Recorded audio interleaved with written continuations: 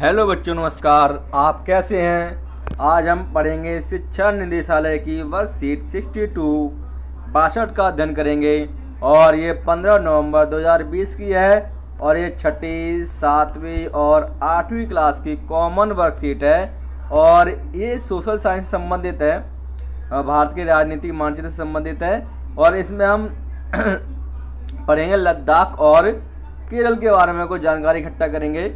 लद्दाख जो कि जम्मू कश्मीर, ये आप एरो का निशान देख रहे होंगे, लद्दाख में है की तरफ लगा हुआ है ये एरो का निशान। और लद्दाख जो है वो जम्मू कश्मीर के पूर्वी हिस्से में स्थित है और ये ठंडा रेगिस्तानी प्रदेश है। रेगिस्तान दो तरह के होते हैं, ठंडा और गर्म, तो ये ठंडा रेगिस्तानी प्रदेश है। तो इसके बारे में हम थोड़ा सा अध्ययन करेंगे, जानकारी लेंगे लद्दाख के बारे में। लद्दाख अब केंद्र शासित प्रदेश है और जम्मू और कश्मीर के पूर्वी हिस्से में पहाड़ियों में बसा हुआ एक ठंडा रेगिस्तानी इलाका है।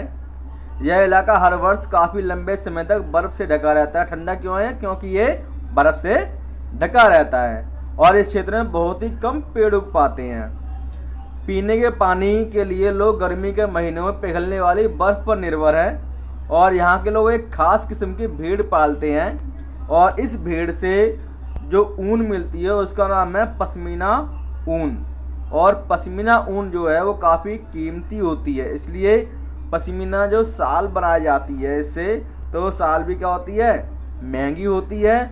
और लद्दाख के लोग बड़ी सावधानी से इस ऊन को इकट्ठा करके कश्मीर के व्यापारियों को बेच देते हैं। किसको बेच देते हैं? कश्मीर के व्यापारियों को। और कश्मीर में ही पश्मीना सालें बुनी जाती हैं। कहाँ बुनी जाती हैं सालें? पश्मीना सालें बुनी जाती हैं कश्मीर में। और कश्मीर के लोग दूध से बने पदार्थ जैसे मक्खन, चीज़ और ख़ास तरह का छेना और मांस खाते हैं। और हर एक परिवार के पास वहाँ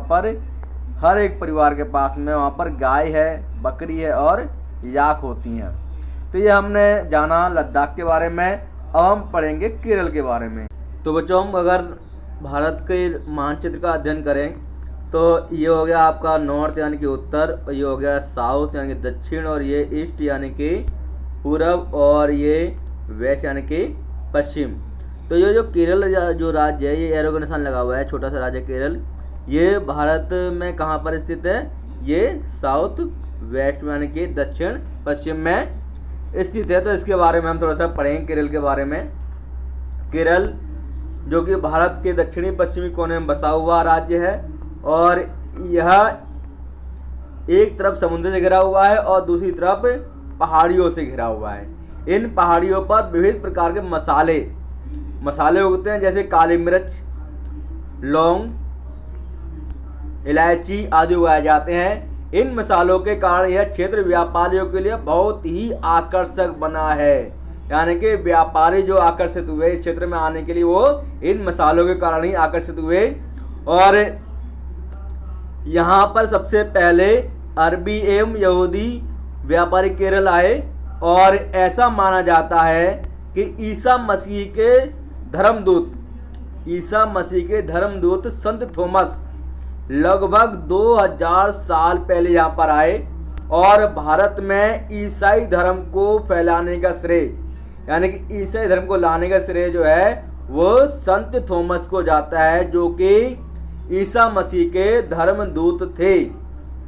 अरब से कई व्यापारी भारत में आए और यहाँ पर आकर बस गए, यानी कि रहने लगे। इब्न बतूता जो करीब 700 साल पहले यहाँ पर आए थे और इन्होंने अपने यात्रा वृत्तांत, यानी कि यात्रा के बारे में कहानी लिखी। इन्होंने एक किताब है जिसका नाम है रहला, उसके बारे में अपने यात्रा के बारे में बताया है।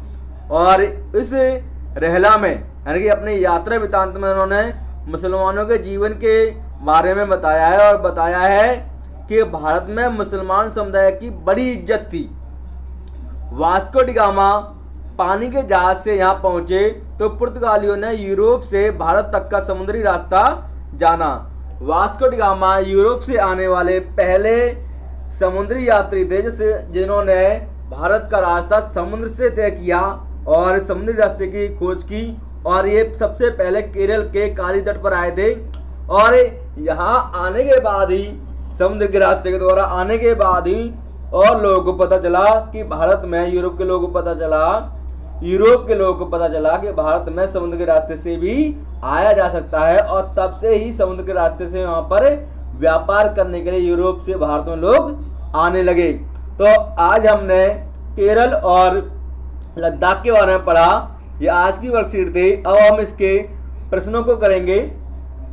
तो पहला प्रश्न है, भारत के राजनीतिक मानचित्र में अपने गृह राज्य को खोजकर भरिए।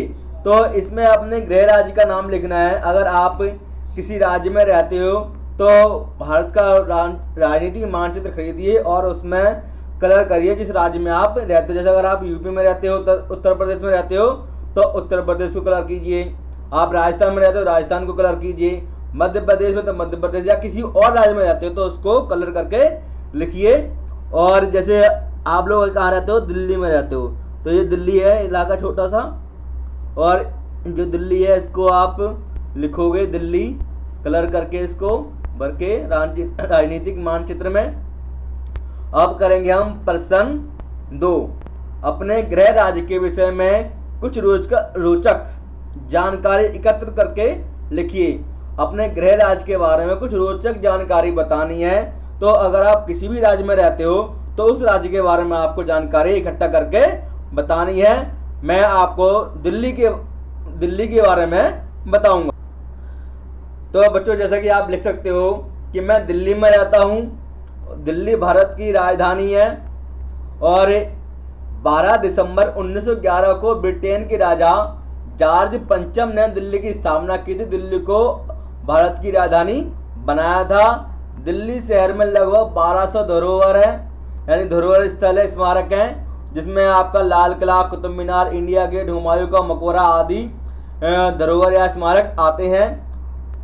दिल्ली में देश के लगभग सभी राज्यों के लोग रहते हैं, जैसे यूपी, मध्य प्रदेश, बिहार और राजस्थान, गुजरात आदि के लोग दिल्ली में रहते हैं। इसलिए दिल्ली को देश की धड़कन भी कहा जाता है, भारत की धड़कन भी दिल्ली को कहा जाता है। अब इसका तीसरा प्रश्न करेंगे हम। तीसरा प्रश्न है बच्चों, भारत विविधता में एकता वाला देश है, वर्णन कीजिए। जैसा कि आप सब जानते हो कि भारत में अलग अलग धर्म के लोग रहते हैं, अलग अलग जातियों के लोग रहते हैं, और भारत में अलग अलग खान पान के लोग रहते हैं, यानी कि सभी का खान पान अलग है, रहन सहन अलग है, पहनावा अलग है। तो इस तरह के लोग रहते हैं, इसलिए भारत को विविधता में एकता वाला देश कहा जाता है। इसको हम इस तरह से लिख सकते हैं, भारत एक ऐसा देश है जहां विविधता में एकता देखने को मिलती है, क्योंकि अपने धर्म के लिए एक दूसरे की भावनाओं और भरोसे को बिना आहत किए, यानी कि बिना नुकसान किए किसी का, बिना विश्वास तोड़े किसी का, यहाँ विभिन्न धर्मों, विभिन्न नस्लों के, विभिन्न संस्कृतियों के और परंपराओं के लोग एक साथ रहते हैं। बाकी आप अपने समझ के अनुसार इस प्रश्न का उत्तर लिख सकते हैं। तो ये आज की वर्कशीट थी बच्चों। अब इस वर्कशीट को कंप्लीट करके अपने क्लास टीचर से चेक करवाइए। धन्यवाद।